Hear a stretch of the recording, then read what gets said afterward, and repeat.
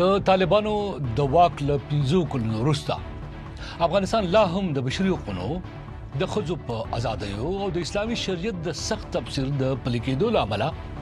تر سختو نیوکو لاندې دی. د یوناما په تازه راپورټ کې راغلی دی چې یوازې د روان کال د اپریل او جون ترمنځ لږ تر لږه 130 کسان چې پکې 15 ښځې هم شامل دي په عام محضر کې په درو وهل شوي دي. راپورټ همداراز د سلګونو خپل سرو نیونو د حجاب، ویښتانو او موسیقۍ په تړاو د سزاو او د امر بالمعروف د پابندیو یادونه کوي. د افغانستان انټرنیشنل د موندنو لمخې د 2021 کال له اګست راهیسې تر 2016 کال د مارچ پورې نږدې 2950 کسان په عام محضر کې په درو وهل شوي. طالبان د بشري حقوقو د سرغړونو ادعاوې ردوي او وايي ټول اقدامات یې د اسلامي شریعت او نافذه قوانینو په چوکاټ کې ترسره کیږي.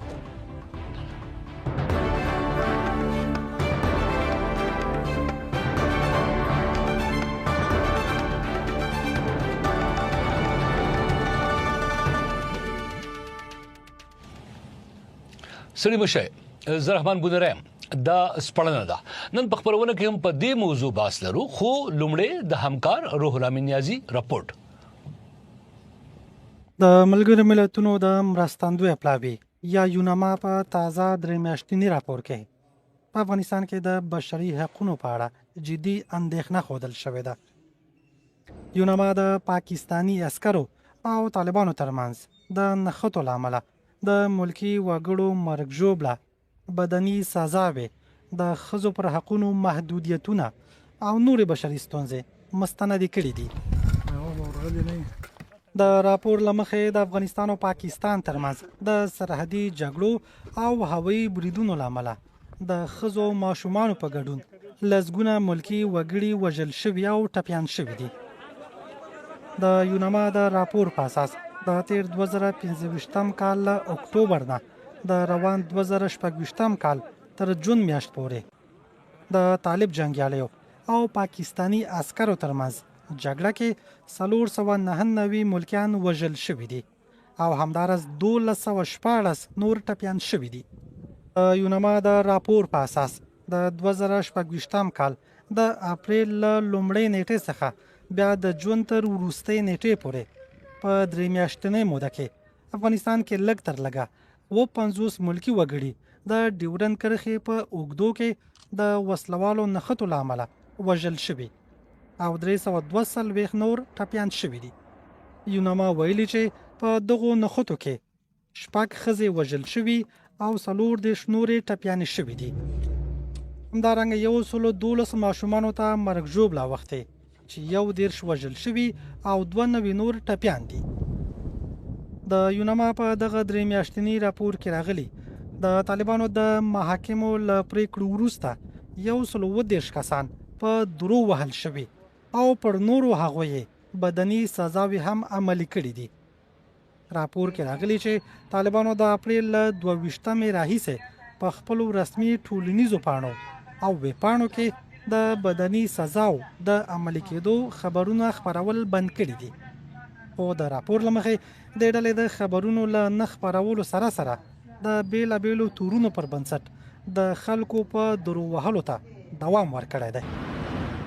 یوناما په داسې حال کې د بدني سزا په اړه اندېښنه ښودلې چې د افغانستان انټرنیشنل د موندنو په اساس د 2021 کال د اګست میاشتې راهیسې د 2016 کال تر مارچ پورې لږ تر لږه 2710 نه تر 2750 کسانو پورې په عام محضر کې په درو وهل شوي دي. د دغو سزاو ټولیز شمیر 1,000,943 نه تر 1,000,523 درو ترمنځ اټکل شوی چې په اوسط ډول هره ورځ له 80 څخه ډېرې دورې کیږي. یوازې په 2015 کال کې لږ تر لږه 1,110 کسان په دې سزا محکوم شوي او د ثبت شویو درو شمیر 43,290 ته رسیدلی و. دا شمیر د 2024 کال د ورته مودې په پرتله نږدې 2 برابره زیات و. یونما د ښځو او نجونو پر وړاندې د محدودیتونو دوام هم د راپور مهمه برخه بللې ده. د راپور له مخې د زده کړو، کار، تګ راتګ او ټولنیز حضور په برخو کې محدودیتونه په خپل ځای پاتې دي. روح الامین نیازی، لندن. راځي چې په دې موضوع د ملمنو سره بحث وکړو. زموږ د نن ملمانه دي د امام محمد بن سعود اسلامي پوهنتون پخوانی استاد جناب عبدالحلیم فاروق، پخوانی افغانه سفیره او د بشري حقوقو فعاله شینکۍ کړوخیل بیبي او په کالیفورنیا پوهنتون کې د نړیوالو چارو استاد جناب زمان ستانزی. تاسو درې وړو محترمو ملمنو ته په پروګرام کې بخیر علیم سلامونه سره مشه. سلامونه ومنئ. ډیر مننه. وعلیکم السلام.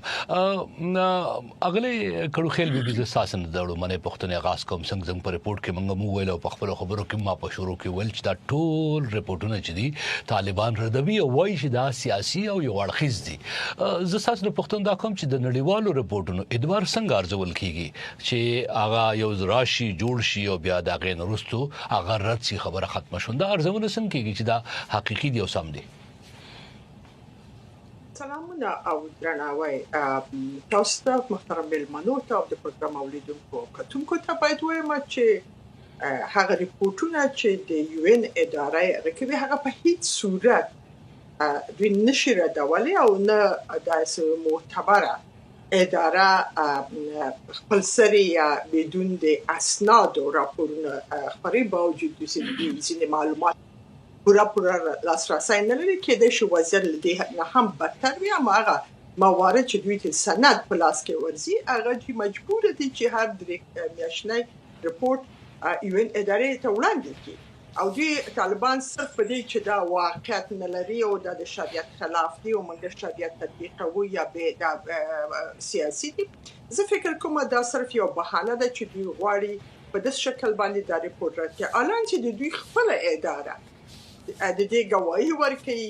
یا خبر تیروي چې نن مو دا کړنه وکړه، نن مو هغه کړنه وکړلې. نو نن خو د ټکنالوژي دنیا د حتی خلک په غیر رسمي ډول د ټولو پیښو اسناد د ټولنیزو رسنیو له طریقه ارائه کوي. یعنې په دې کې هیڅ ډول ګنجایش دې موضوع نشته ده چې دوی وایي چې ګویا دا یو دقیق یا موثقه ریپورت نه ده او د نورو نور اهداف لري. زه فکر کوم چې دا د خلکو په سر کې خاورې اچوي. سمه ده. په دې موضوع ډیر جبر باس کوم تاسو بر سره او اساسا د نوري پښتون لرم خو محترم عبدالحلیم فاروق صاحب تاسو نه پښتنه کوم. طالبان وایي ټول پریکړې د اسلامي شریعت پر بنسټ اولاړ دي. ستاسو په اند آیا د دوی تفسیر د اسلامي فقه د ټولو مکتبونو استازیتوب کوي که یوازې د یوې ځانګړې اجتهادي لارې په دې مو پوهه؟ مننه. تاسو یو ګډونوالو د بحث ته اوریدونکو ته سلامونه وکړي. تاسو د پښتنې په اړه باندې دا ویل شم چې دغه ادعاءاتو داسې ده چې څلور واړه امامانو فقهي او یا د نورو مذهبونو لا څه کوي چې په ډېره غټه برخه کې هغه مذهب چې ډېرې برخې پورې دعوه کوي چې باید پیروي تنفیذي قوانینو کې پیروي وشي، هغه ته حنفي فقه ویل کېږي. یو په ډېرو برخو کې طالب چارواکي د حنفي فقه هغه مفتابهي اقوال ظاهر الروايه دغه هغه ته هم ترجیح نه ورکوي، هغه هم د نظر غورځوي او فکر کوم د یو لړ مسایلو سره د مزاجي چلن کېږي په دې نوم باندې چې یا د اسلامي شریعت دی او یا فقه حنفي. اسلامي شریعت خو په خپل ذات کې یو ډېر د عدل دین دی، وسیع دین دی او په دې وخت کې د تاسو چې کوم شمیرنې ویلې زه فکر کوم د ټولي جوړې وهل او دغه جزاءات چې کوم دي دا ټول په یو فریکانسي کې نه وي، یعنی په یو حد کې بنوي په مختلفو حدودو کې یا به د قصاص په برخه کې وي یا به مثلا د تعزیراتو په برخه کې وي. په دې حالت کې مونږ که تاسو به تفصيلات غوښتل هغه جزئي مسایلو ته به مونږ تللی شو، خو تر اوسه پورې خو د افغانستان په اساسي قانون کې دا دوره څه کوي چې هغه تیری دورو کې دا و چې هغه اساسي ټکی د قانون په بڼه کې هغه د فقه حنفي ته ترجیح ورکړل کېدله. البته د تیر اسلامي جمهوریت په فرعي قوانینو کې به د نور مذاهب هغه چې د عصر او د وسنی عصر د غوښتنو سره به توافق لري، نو هغه هم په راغستي او زه په دې کلیو اوس فکر نه کوم چې د نورو فقه دغه ته مذاهب او اقوال ته ترجیح ورکړل شي، او بلکې د خپل فقه حنفي هغه راجح اقوال په ډیرو برخو کې پرې ښودل کیږي. مننه. देखिए बल ज़िमनी पुख्तन एहसास न को मोहतरम अब्दुल फारूक साहब इस्लाम के درو حل یا دا قسمه تعزیری سزاګانې چې د شته ده او د دې وضاحت شوه ده او بیا امامانو بیا خپل مسلکونو کې ځان وضاحتونه دي پاګه باس نه کو، خو د دین انکار نشي کېدای چې په اسلام کې سزاګانې نشته په ټولو مذهبونو کې شته، خو د طالبانو مخالفین او د بشري حقوقو کارمندان یا په غربي میډیا کې چې کله د دې سزاګانو ورکولو تعریف کیږي نو هغه لپاره دوه ټکي ډیر زیات کارول کیږي، وحشي سزاګانې او باربریک پنشمنټس. نو دا ټکی ولې ویل کیږي ځکه چې دا د دې د سزاګانو ورکولو طریقه چې دا ناسمه ده، پدې کې پولیس عدالت انصاف او پدې کې چا باندې چې تور پور کړی شوی دی هغه ته ځان د سپینولو مخنی ورکړی شوی، یعنی طالبانو دا نظام هغه شان نه څنګه چې د اسلام تشریح ده ځکه ورته باربریک یا بیا وحشي سزاګانې خلک وایي کنه. فاروق صاحب تاسو په دې ان کې ارزونه سره موږ پوهه یو طرف ته کومه وګورو او دا غسي تحلیلي نظر وکړو کوم مسایل ته، نو په ډیره برخه کې خود سي وی چې د نړیوالو مسایلو کې ځنی پریکړې یا ځنی مصطلحات استعمالول د سیاسي بڼه هم لري. خو ترا شو دي خبرې ته چې دا تاسو چې کومه پښتنه کوي وحشي، زه فکر کوم دا جزاءات د نړۍ په ټولو نظامونو کې جزاءات شته د کسانو لپاره چې کله د قوانینو مخالفتیا وکړي یا جنایي جرمونه تر سره کړي یا حقوقي خلاف ورزیانې تر سره کړي. البته زمون د حدود او د اسلامي جزاءاتونه اوس په افغانستان کې دغه یو تفسیر کیږي او یا په هغه کیفیت باندې تطبیق اول شي چې مشکل په دغه ځای کې پیدا کیږي. زه فکر کوم دغه د اسلامي جزاګانې غیر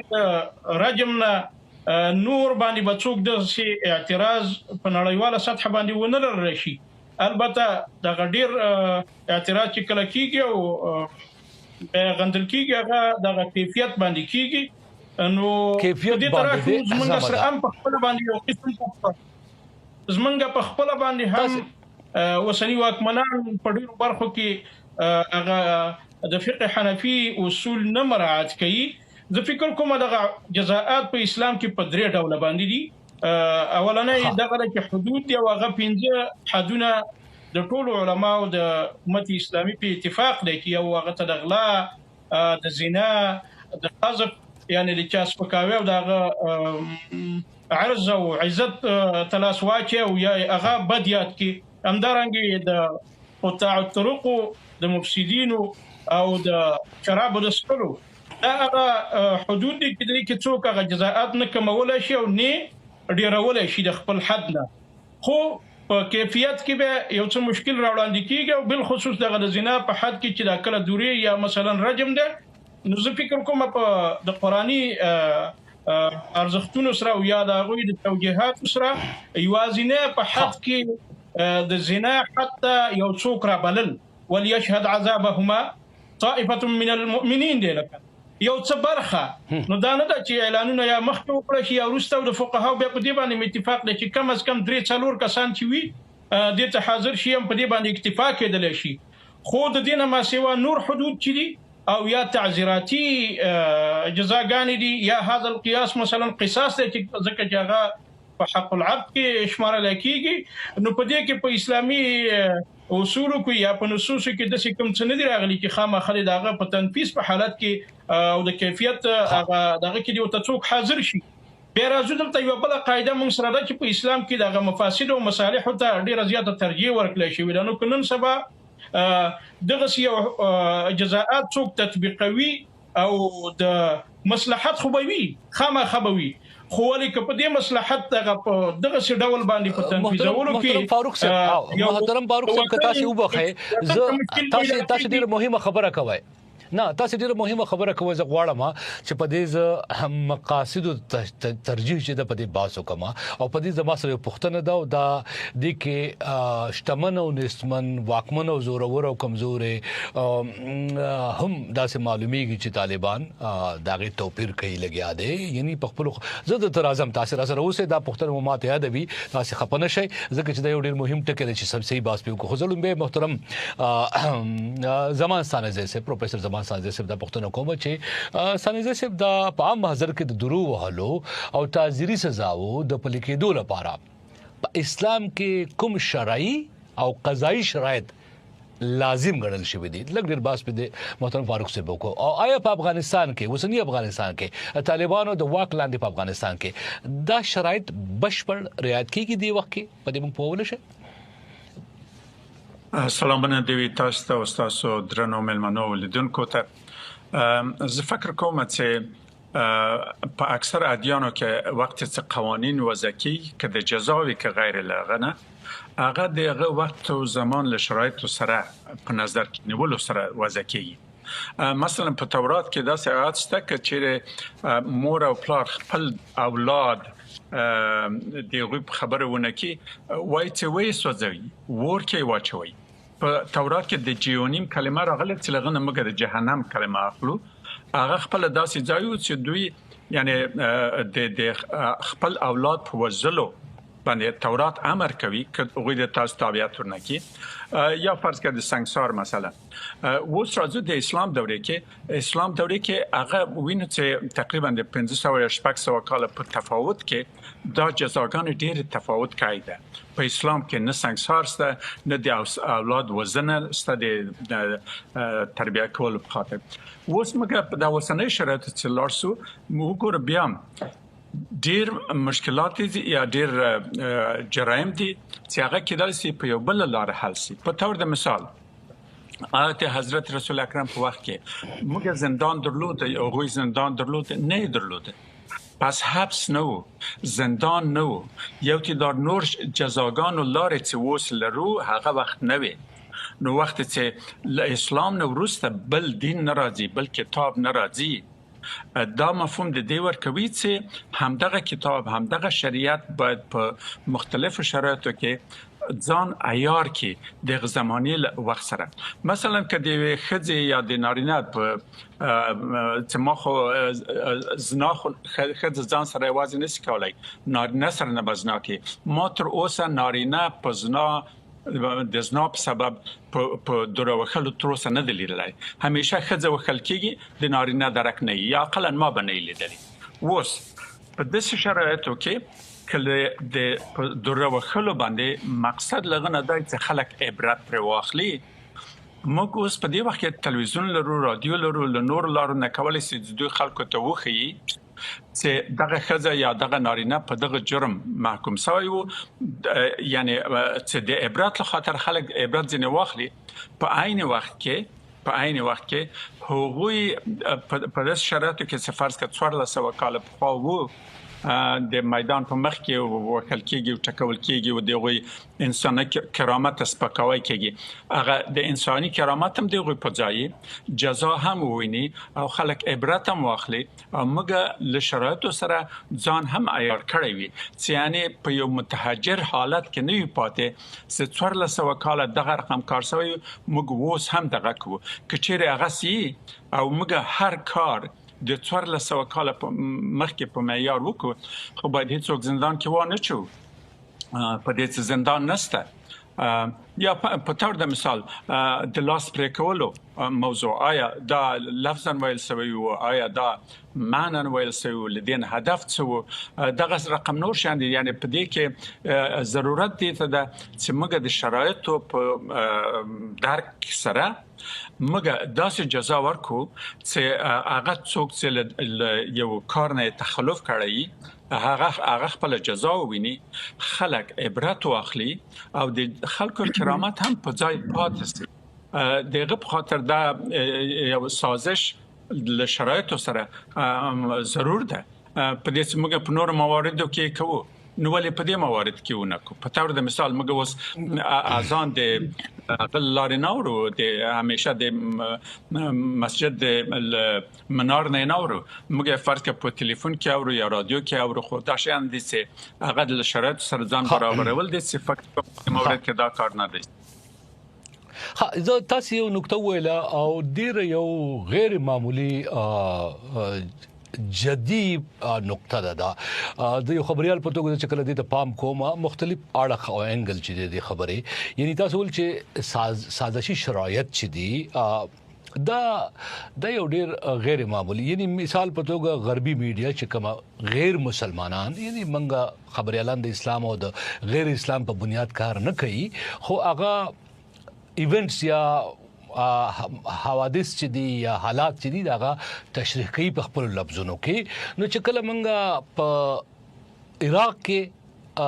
شام کې سوریه کې افغانستان کې دغه شان هیوادونو کې داسې ویډیوګانی وینو چې یو خزیتا یو ماشومه تا یو بچیتا یا چاته سزا ورکول کیږي په کاني وشتل کیږي لکه سنگسار یا په دوره وهل کیږي وغیرہ وغیرہ نو ورسره د سزا ورکون کې چې دی هغه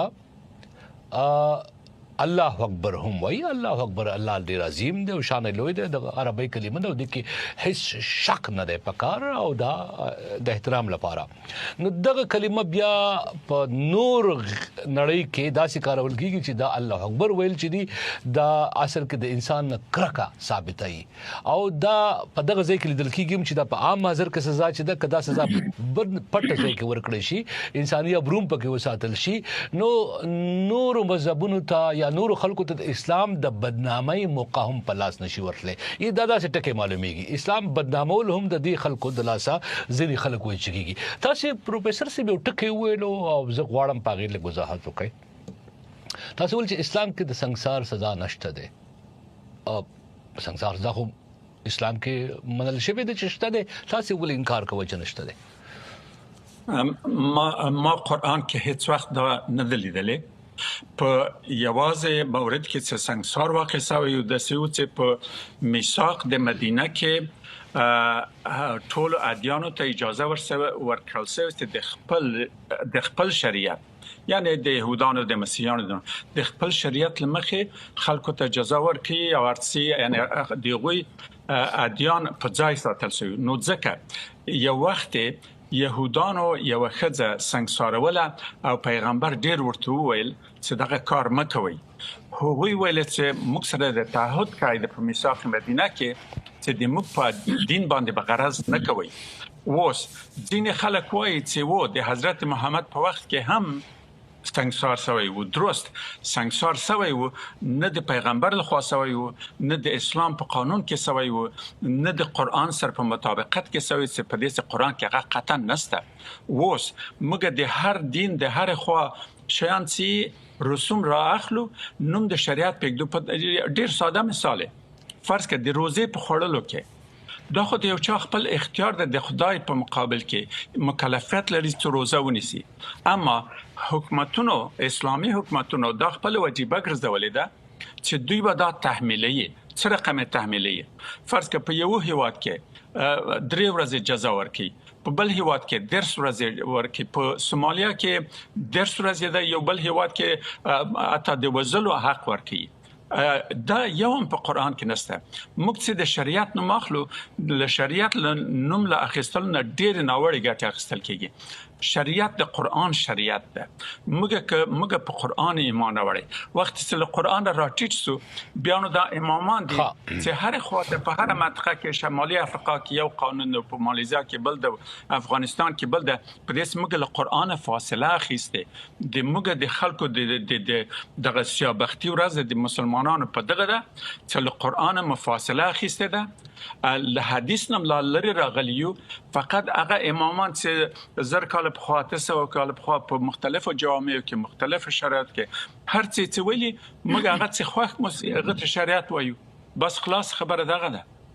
ها پوه شم. او تاسو د روزي خبرو کړو، زه غلي کړو خل به پښتنه کوم خو ماته مو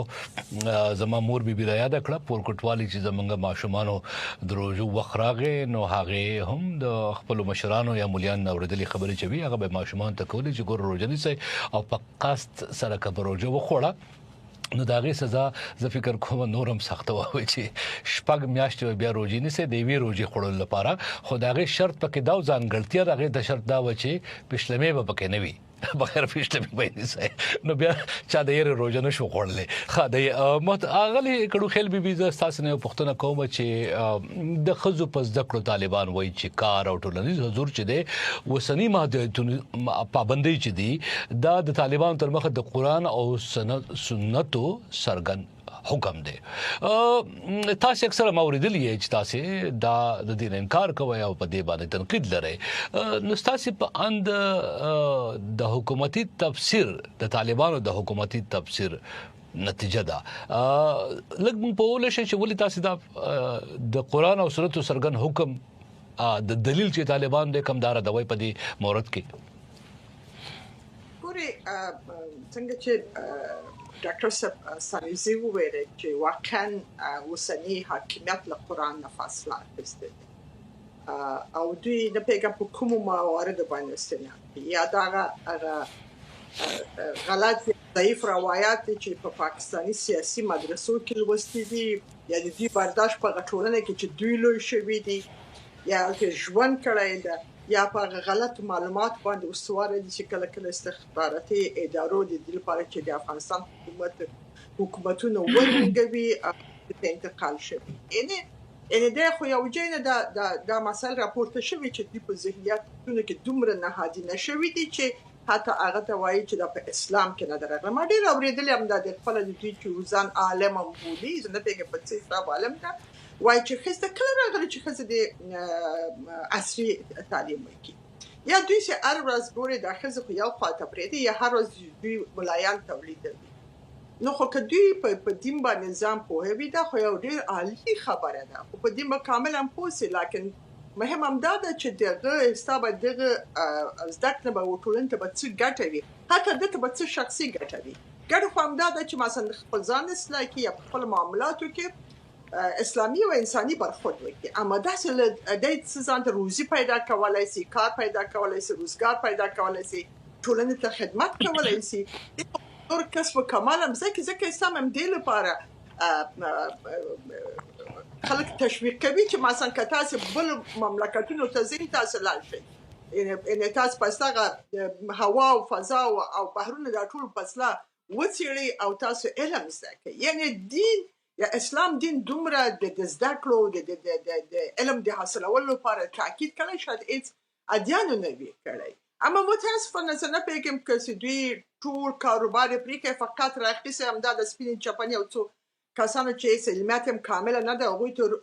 روپوتنګ کړي دي او دا په فکر کې چې همدغه حکومتداري ده فقط ښځو پسې راخیستې ده. نو اسانه خبره هم دا ده دې لپاره د ټولنه تضعیفه شي. زه فکر کوم چې دې کې سیاسي انګیزه ډېره ده. نیمایي په همدې رقم حسب کېږي چې مکتب ته نشي تللی، کار نشي کولی، لوړې زده کړې حق نه لري، محرم نه لري او په کور کې بندي اوسېږي. په دې رقم به دغه مخالفت یا مقاومت به د ټولنې په دې رقم کم شي. په یوازې دې په دې فکر وکړي چې موږ څنګه اصلاحات راولو، نیمګړتیاوې حل شي، د خلکو ضرورتونو ته فکر وکړو، اقتصاد بهتر شي، کارموندنه بهتر شي، ټکنالوژي ښه پیشرفت وکړي. خو افغان ولس خو تاسو سره شخصي دښمني نه لري چې تاسو سره مخالفت وکړي. ان هغه کومه لار چې دوی غوړه کړې د اسلام او د شریعت په نوم دا یو درسته لار نه ده او اسلام نه دوی خپل تعبیر غلط کړی دی او واقعا چې په دنیا کې اوس خلک استاغه ادیان چې مثلا کامل د اسلام مخالف دي او خنمونه بیا همدغه طالبان د حاکمیت ورته انجین ځان ته صدمه رسوي افغانستان رسوي او اسلام ته رسوي ان زده کړه یا اقرا ولیم پیام دی دا یو عمومي پیام دی د نرو د ښځو لپاره دا تفکیک نشي کېدای چې بیا افغانه ښځه د دینه محرومي ځکه چې زمونږ محترم چارواکي خپل په کلی والی ژوند ته لوي سوی ښځه نه دلدل الته د ښځو لپاره د ځکه امکانات نو د فکر کې چې دا اسلام ده نه دا اسلام نه د اسلام دی یو پراخ او عظیم دین دی او اسلام کې اصلا برتري د انسانانو په حساب د جنسیت نه ده د حق نارینه ته نه د ورکړل ست د ښځو لپاره تصمیم ونیسي چې دا نفس وباسي کو نه باسي او یا چې مثلا دی وای چې موږ خو چا سره د ډوډۍ وعده نه ده کړې ځکه چې دا به الله غوښتي چې خلک بل لوګي مړي نه خیر نه ته په همدغه باندې ازمایي چې همدغه ولګه ته څنګه یا مثلا د انسانانو خو کړو خلک به کړو خلک به ساسي اعتراض په خپل ځای باندې خو زه وضاحت وکم د تاسو د جواب چې پښتنه واخلم دا غینه مخکې چې مونږه دا پروګرامونه داسې دي چې په دې کې طالبان نمائندگان باید وي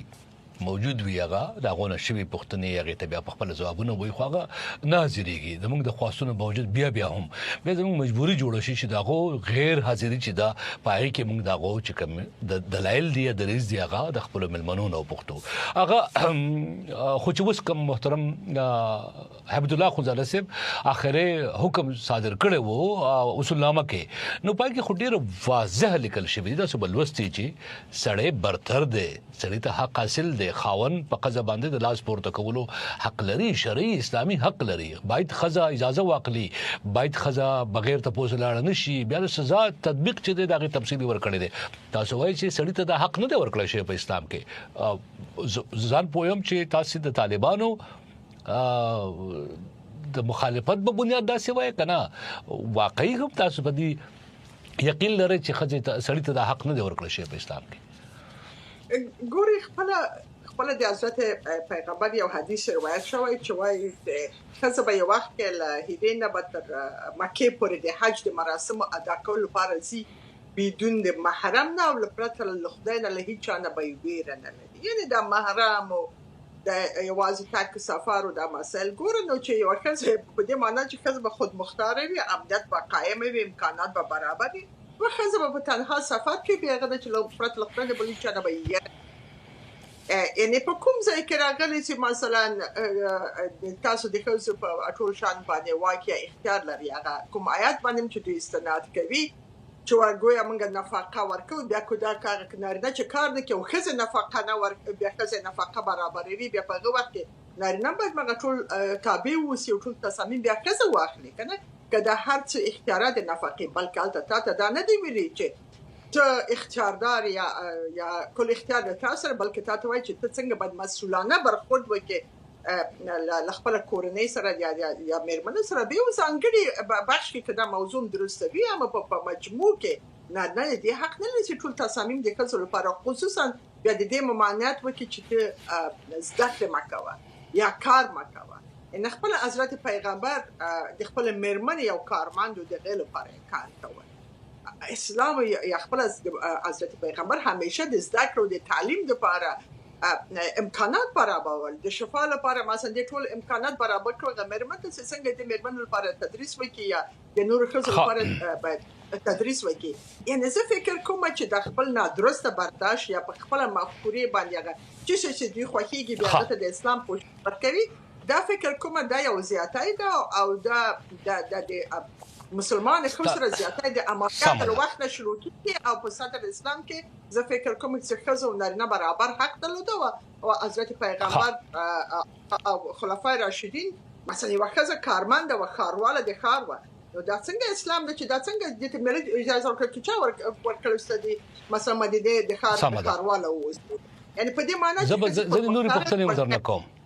وو زبر نو زه نوري پښتنیم در کوم په دې موضوع کې البته ساس یو خبره د محرم په حق لا چې دا هغه اوس د سعودي عرب د قانون سره مطابقت خوري او تاییدېږي چې سعودي عرب وسنۍ قانون چې کوم دی په کې خزیتا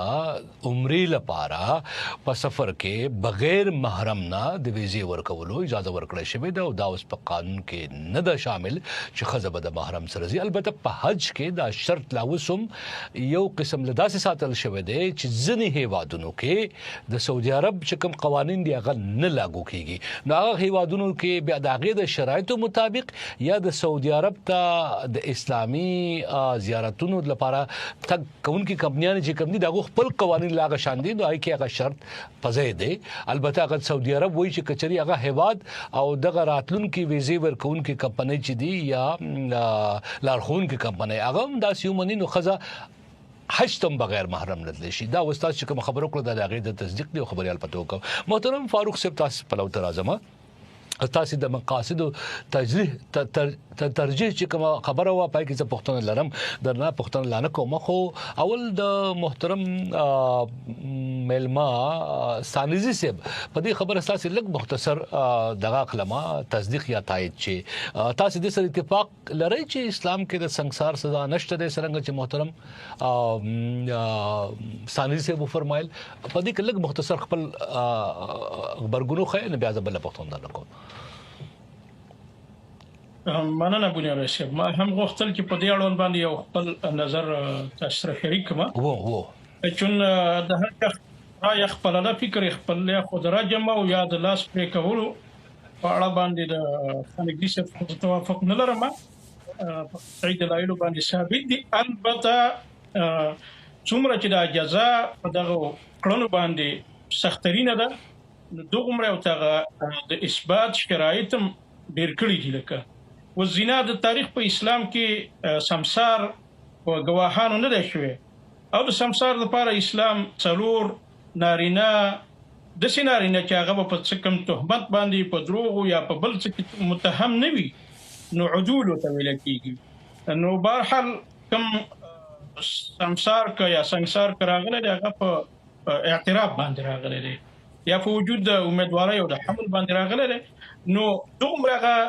طرز العمل چې څومره دا ډیر سخت دی لکه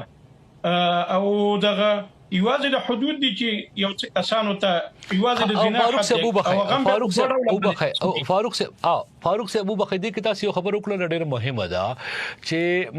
د دې د تاسو اخري خبره کم کوي چې ځنې لیدونکو اردن کې دا پروګرام په ټوله نړۍ کې قتل کیږي نو ممکنه توګه داغه د وضاحت لپاره یعنی سنگسار تاسو وایي چې څه دی خو د هغې لپاره چې کوم شرایط دی هغه دومره سخت دي چې د هغې امکان لمنځي یعنی هغه پوره کول چې دي هغه شرایط باندې نو بیا هغه نشي یعنی دا مقصد مونږ چې دا شرایط پوره کول په اوسنی حالاتو کې د طالبانو په واکمنۍ کې په ځانګړي توګه امکان نه لري مطلب دا دی نو مقصد مې دا دی چې پوره کړی شي دا غوی د پاره بیا نور شرایط دي چې باید د څه قسم ته انسانان یو په څه قسم ته څه باندې گواهی وکړي چې شمدida لاس پلاس باندې او د سترګو لیدلو حالت غي ټول پکې توافق ولري نو بهرحال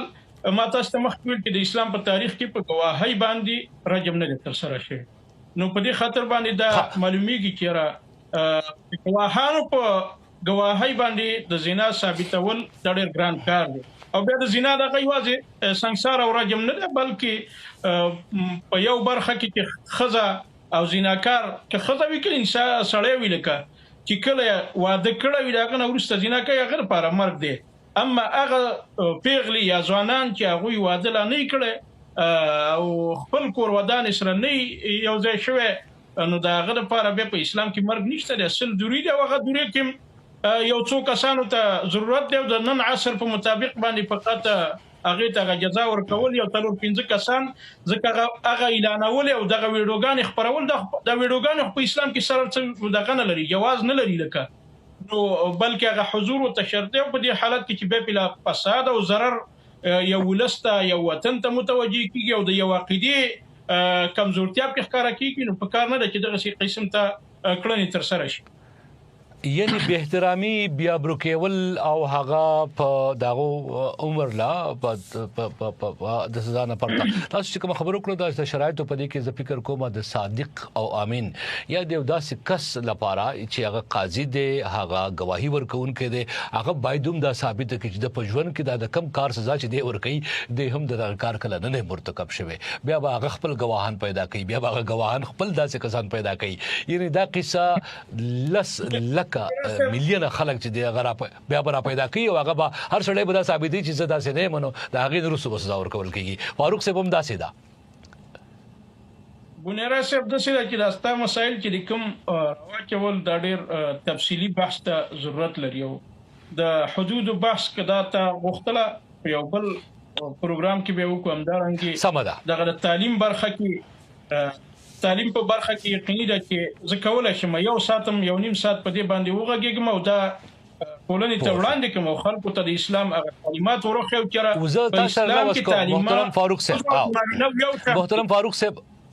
او بخای زه تاسو خبره کړ کوم او تاسو زه پویګم از تاسو سره لوس کوم چې تاسو نو تفصیلی په دې موضوع باندې یوازې په یو ټکی باندې یو سات باز سره کوم لازم خلی پختنی ته مقاصد او ته ترجیح تاسو خبره کړې وا ک پختنه موضوع سره دا شامل کما ک یو اسلامي نظام د عدالت او رحمت ترمنځ توازن له لاس ورکړي دا پختنه زولي کوم ځکه چې طالبانو ځنی مشرانو باندې تورونه پوری کړی شوی وو هغه د خلکو کورون د جبران ورغلی وو دا غي عکسونه ویډیوګان شته دي په هغه باندې الزام تور ثابت شو چې دې سړي دا ګناه کړی د پزور دی خزي به حرمت کړی دا هغه ته سزا ورنکړی شو دا په یو اسلامي نظام کې د عدالت او رحمت ترمنځ توازن د لاس ورکول دي په داسې کې د اسلامي اصول او سزاګانو ورکولو اختیار پاتې کیږي طالبانو سره چې هغه توازن د عدالت او رحمت ترمنځ نشي ساتلی فاروق صاحب مننه یو د سره چې د وګړو ترمنځ کله چې اسلامي قوانين جزاءات یا حدود تنفيذول شي او تطبیقول شي هیڅ قسم ته توفیر نشته که څوک باچاوي او دغه کړنې مرتکب شي په هغه باندې هم نفسم هغه حد او جزاء تطبیقي چې کوم په یو فقیر مسکین باندې او د ټولنې په کمزور ترين انسان باندې تطبیقيږي او دې کې هغه شریف او غیر شریف هغه ته هیڅ قسم ته اعتبار نشته او بلدار چې د نظام د قانون پلي کولو یو اساسي رکن ادارې چې باید عدالت ورپکې وي نو هم باید د خلکو ترمنځ عدالت موجود وي هم په جزا ورکولو کې عدالت موجود وي یعنی دومره جزا څوک ورنکي چې هغه دغه کړنې نه ډیره زیاته وي په هغه کې ظلم زیاته وي زه به تاسو ته یو مثال په شکل کې واضح حکم یو چا د یو تعزیری ګناه مرتکب شوی دی او یو قاضي راځي زر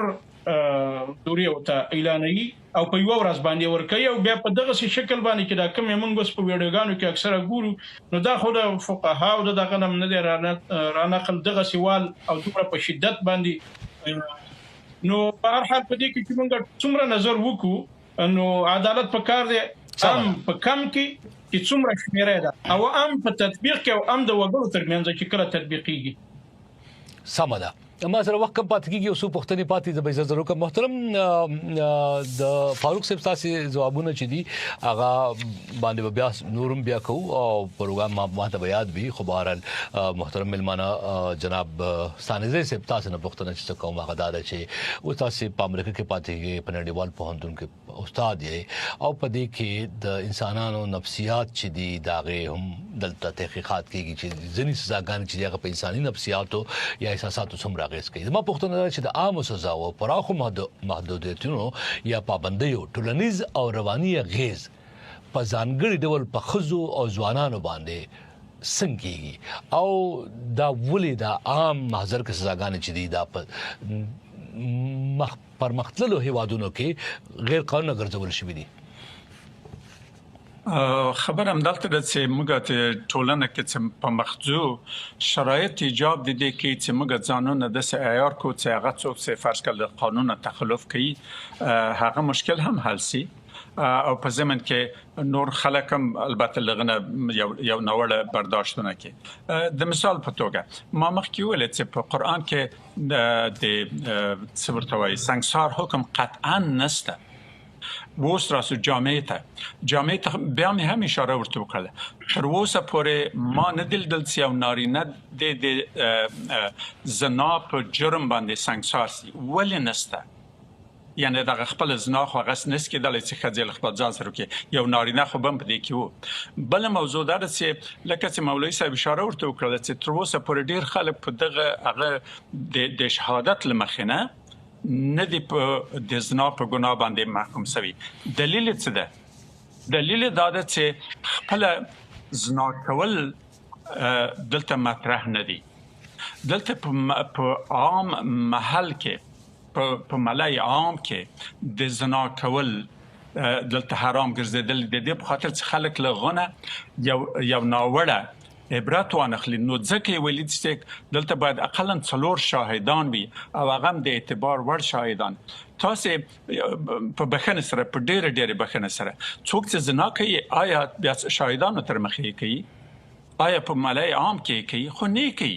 طبعا منتها دلته زنا په خپل ذات کې ګناه ده هغه ځان ته جلا ده اما که چیرې زنا په عامه صحنه کې وسی او 4 شاهدان وویني هغه وخت ده چې هغه ته دغه جزا ورکول کیږي نور مسائل هم چې دي موږ ډیر شان دي مثلا اشاره وسره فاروق صاحب وبخي او تاسو دغه موضوع ته هم لاړ شي خو وخره سره کم د زمازي یو پښتنه چې واقع کم پکې جواب کوي چې په عام نظر کې سزاګانې په انساني احساساتو یا نفسیاتو باندې اثرات سکیږي په ځانګړي توګه د خزو ظلمو او وخت به کم د بدري پښتون نور بیا لرم وبخي کله مختصره ته وای هغه موضوع ده چې یو انسان آبرو د خپل خلکو د جامعې د خپل ولس لپاره هغه مهم شی دی که چیرې یو څوک تاسو له رواني نظره متضرر کوي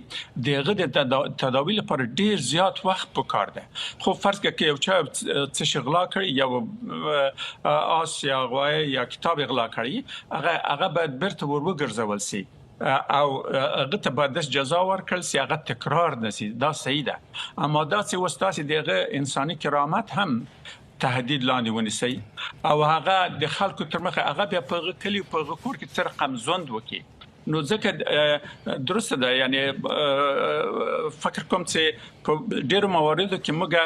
د زماني له شرایطو سره هغه مطابقت نه ورکو وس دغه فرض کړي هغه جزا چې ورکول کېږي د دوري وکل دا خو په وخت کې تلویزیون نه وو وس دلته وخځه جزا ورکول کېږي د زنا په حکم سره دا تقریبا ټول دنیا ویني یا اقلا نیمایي د افغانستان نفوس ویني دا هغه یوازې خپل کور او کلی ته نه شرمنده کیږي د غو خاطر موږ د جزا اثرات په مراتب زیاتر له غندي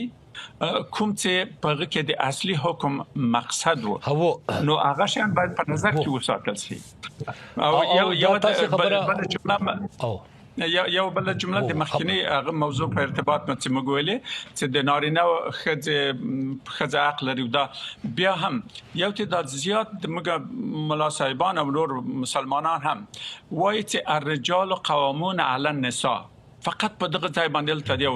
بریک ونیسي ځای په ځای ودرېږي مشکل دغه ده چې آیت کې تر اخره ورته وایي چې په آیت کې تر اخره ولې بما فضل الله بعضهم على بعض یعنی موږ نارینه او ته فرصت د دې ورکړل چې فرض کې هغه میاشتنی مرزي نه لري د اولاد لویدل مسؤلیت نه لري هغه فرصت د عاشي او اباطي او د روزي او د رزق پیدا کول زیاتر لري نو ځکه نارینه او ته دغه مسؤلیت ور په غاړه شوی دا مرتبت نه ده دا ورتوب نه ده دا درجه نه ده دا د زیاتر مسؤلیت او مکلفیت وظیفه ده چې په قران کې غته واضح ولسي اما تر اوسه بیا هم ما چې ترڅو لیدل دي ما هیڅ مولا نه لیدل چې فقط وایي چې الرجال قوامون علی النساء په دغه ځای درېږي وړاندې نه دي چې دا په کوم مورد کې د غب خاطر حتی د قران آیات لقرینه نه بهر تعریف کیږي د جزا قوانين د جامع لقرینه او غنه بهر تعبیری یعنی وخت سره کم پاتې کیږي وو پوشم ډېر تشکر اغلی کړو خیل بيبي د طالبانو د 15 کلونو تجربه ته پکاتو د طالبانو اوسنۍ پالیسي چې دی هغه د افغانستان کې د ثبات په ځای د لا زیات انزوا سبب ګرځي د طالبانو تمام مخالفینو دریز او دلیل دار زه غواړم لکه په مختصر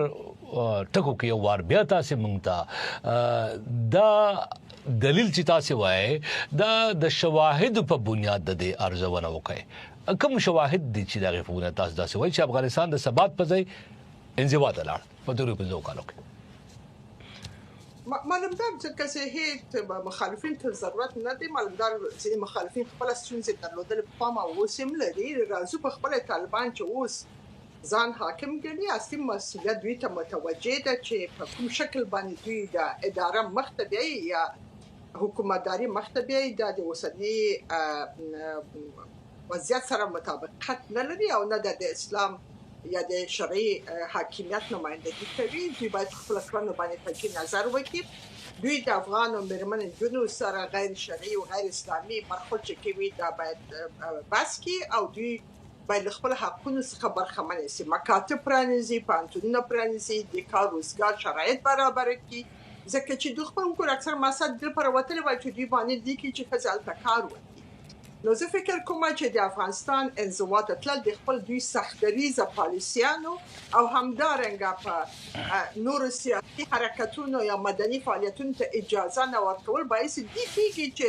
خپل داخلي مشروعیت هم ترلاسه ورکړي او بایمللي انزوا هم تلي او د دې مسؤلیت خپل طالبان کړنو ته متوجه کیږي خصوصا د قندهار او همدارنګه د امر بالمعروف اداره پوره کړي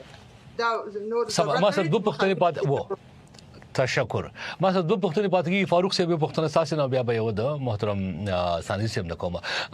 یو نیم دقیقې جواب راکول شي موږ د سزاګانو جزاګانو په موضوع ډیرو غد باسو کو البته د جنکو تعلیم او د خزو په کار محدودیتونه چې دی په دې حق له طالبانو چې کوم اصول دی او سلامه ده هغه د اسلام سره مطابقت خوري کنه تاسو په دې فاروق صاحب موږ په ول شي چې د پابندي کم د تعلیم لګولې په ځانګړي توګه مننه یو خدا سره چې د حکومت مسؤلیت هغه چاپیریال را جوړول دي په اسلام کې د خزي او د نارینه ترمنځ په تعلیمي بخش کې هیڅ توپیر نشته او نه په دې کې توپیر شته چې دا عصري علوم دي او دا شرعي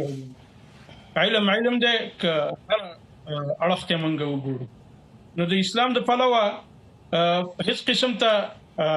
حرامواله یا پابندي په دې نشته البته هغه چاپیریال به د وخت واکمنان رامنځته کوي چې په دې کې فکر کوم ک نشي رامنځته کوله بیا د واکمنانو تفسیر بلل کیږي او کنه ازلی وته نه لکه څنګه چې مولوی شم نظام احمد یو ځل په دې الفاظ باندې ویل چې څوک ماته دلیل د رواوالي او جایزوالي راوړي نو ځکه فکر وکم او دا په خپل باندې د خپل علوم سره آشنا خط ولري او مهارت ولري نو کله چې د یو حکم حرامه په اسلام کې هغه باید قاطع دلیل را پیدا کړي څوک حکم ته حرام وي هغه یا قرآنی آیات ولري یا پیغمبري ارشاد ولري او باغی باندې ته حرام وي نو دلیل د حراموالي بیا مولوی سم نظام احمد او دغه په امثالو کوي او زمونږ استاد په شانتي او د نور د دین پیروان خلک هغه وي چې اصل په اسلام کې تعلیم دی او بیا توپیر د زنانه او د نارینه نشته دی البته چاپیریال به من را جوړوي فاروق صاحب وخت سره ختميږي محترم